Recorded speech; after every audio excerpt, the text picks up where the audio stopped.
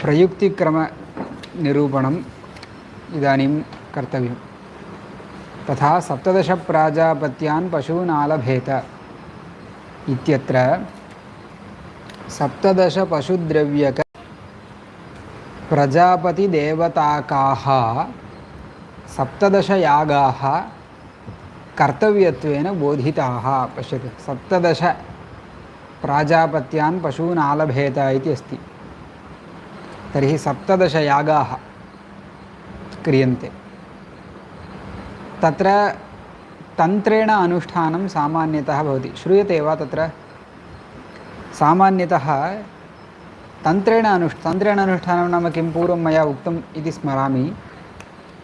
ऐन्द्रं दध्यमावास्यायाम् ऐन्द्रं पयोमावास्यायाम् इति द्वौ यागौ भवतः सान्नाय्य संज्ञकौ।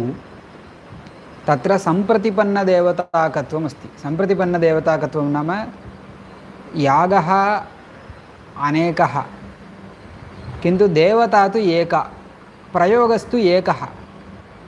एकस्मिन् प्रयोगे बहवः अथवा अनेके यागाः भवन्ति इति चिन्तयतु, किन्तु देवता तावत् एका एव इति। तादृशसन्दर्भे किम् अस्माभिः क्रियते नाम देवतायाः एकत्वात् एकस्मिन् प्रयोगे सर्वं मिलित्वा एका एव आहुतिः क्रियते। किन्तु यागाः बहुवारं कृता नाम बहवः अनेके यागाः कृताः इत्येव गणना। अवगतं वा?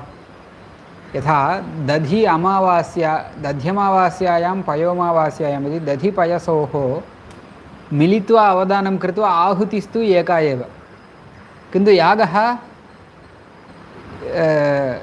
द्विवारं न, द्वौ यागौ कृतौ इत्येव तत्र इदमस्ति। अवगतं वा? 17 प्राजापत्यान् पशून् आलभेत इत्यत्र एवमेव।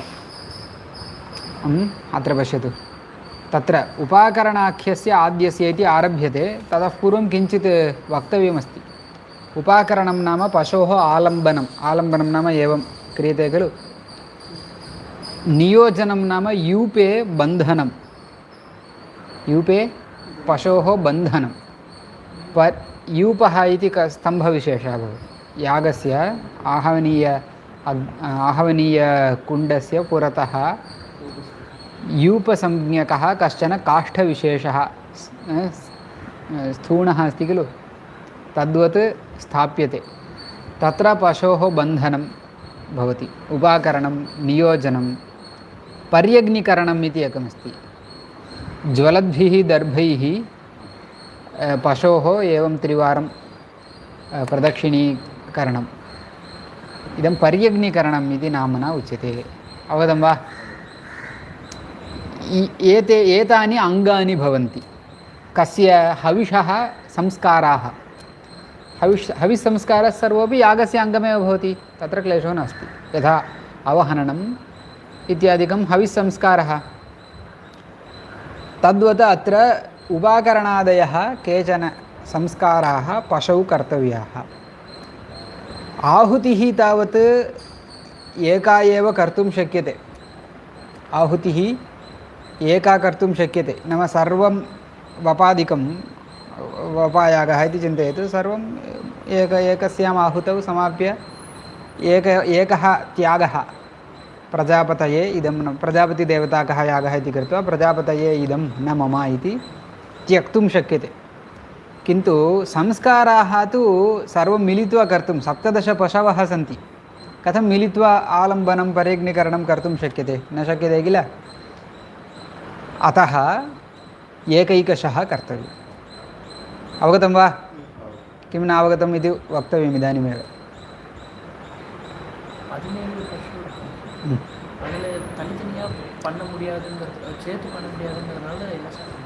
क्रमेण कर्तव्यम्। एकैकशः पशोः उपाकरणं, नियोजनं, पर्यग्निकरणम् इत्यादयः संस्काराः एकैकस्य पशोः पृथक् पृथगेव कर्तव्यम्। आहुतिस्तु मिलित्वा कर्तुं शक्यते। अवगतं वा? आहुतिः मिलित्वा कर्तुं शक्यते। सर्वम् एकस्मिन् बृहत् पात्रे स्थापयित्वा आहुतिः कर्तुं शक्यते। वषट्कारः सर्वं तत्काले भवति। वषट्कारोत्तरं यजमानेन त्यक्तुं शक्यते। देवतायै द्रव्यस्य त्यागः कर्तुं शक्यते। तत् मानसिकव्यापारः खलु, इदं न मम इति वक्तव्यं तावदेव। किन्तु पशुसंस्काराः ये सन्ति ते मिलित्वा कर्तुं न शक्यन्ते। कुतः?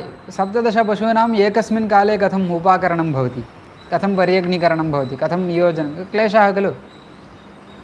अतः किं कर्तव्यं, कश्चन क्रमः स्वीकर्तव्यः। क्रमनियामकप्रमाणानि खलु अस्माभिः पठ्यन्ते। तत्र किं क्रियते, एकस्य पशोः नाम येन केनचित् क्रमेण उपाकरणम् इति प्रथमः संस्कारः इति चिन्तयन्तु। उपाकरणम् आद्यः संस्कारः इति चिन्तयामः, तद् येन केनचित् क्रमेण कर्तुं शक्यते। किन्तु द्वितीयः संस्कारः नियोजनं।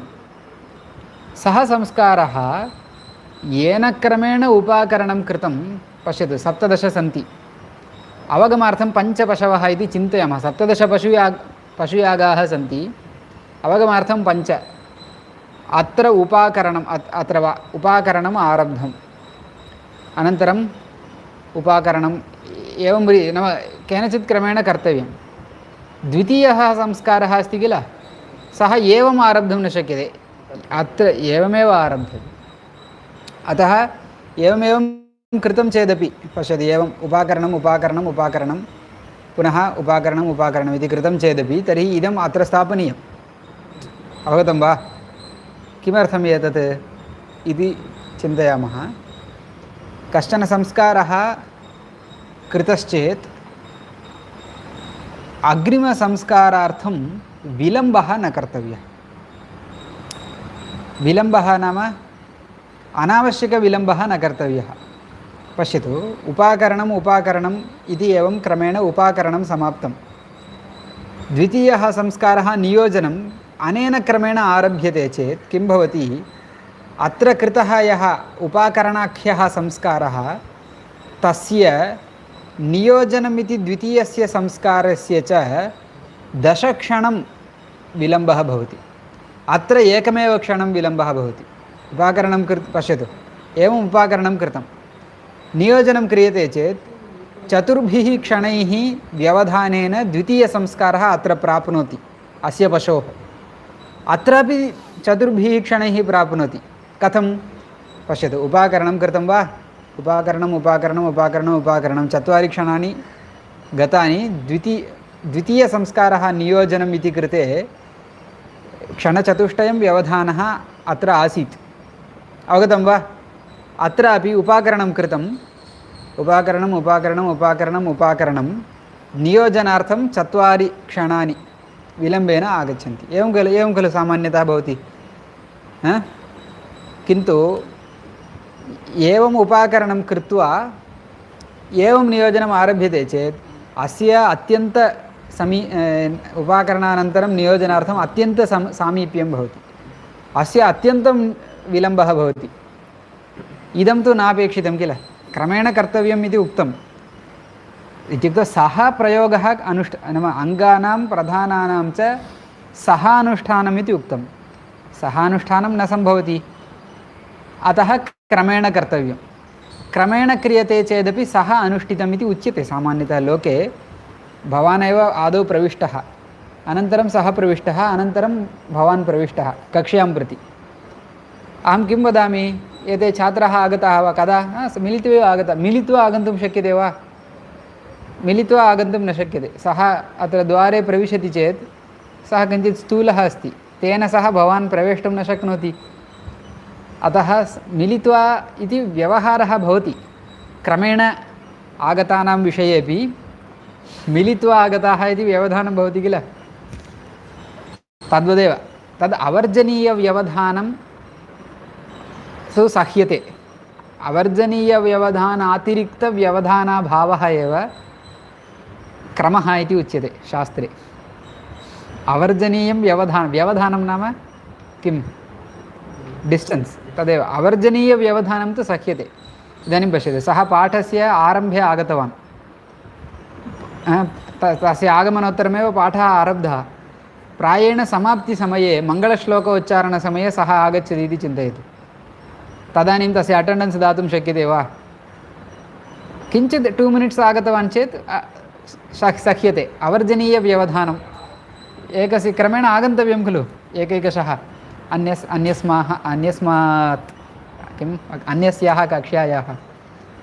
अतः अवर्जनीयव्यवधानम् ओके अङ्गीक्रियते, अवर्जनीयव्यवधानातिरिक्तव्यवधानं नाङ्गीक्रियते।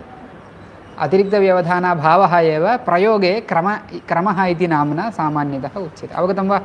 अवर्जनीयव्यवधान अतिरिक्तव्यवधानाभावः भवतु। इदं कुत्र भवन्तः द्रष्टुं शक्नुवन्ति इत्युक्तौ परिवेषणं क्रियते खलु भोजनार्थम्।